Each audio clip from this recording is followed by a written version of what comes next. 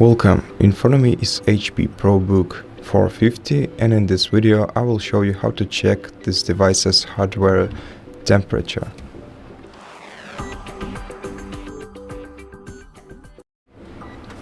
So to do that, we'll have to install an application called CoreTemp on our PC. So look it up in your browser, then open their official website, allcpu.com, CoreTemp. Then press this download button to start downloading the install file. Click right here to start installation. So at this point, let's close our browser. Then click next, accept the license agreement.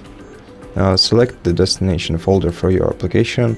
I will go with the default one, but if you want, you can change it to any folder that you like. Then click next. If you want to create a desktop shortcut, just leave this checkbox checked. I will uncheck it because I don't want a desktop shortcut.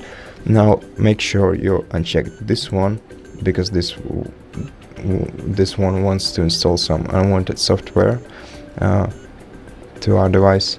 And if you want to, you can install additional language packs. I don't think I need that, so I'll uncheck this and then click next.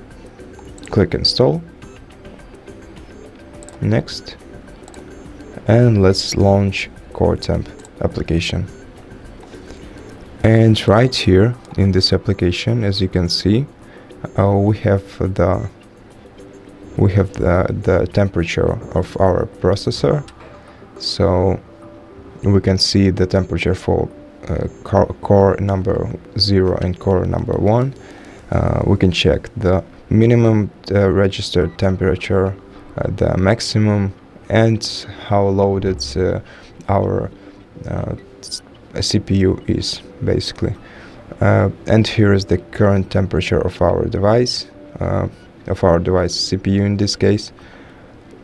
And basically that's it. That's how you check the temperature of your hardware on HP ProBook 450. Thank you for watching this video. If you liked it, consider subscribing to our channel, leave us a like and a comment below.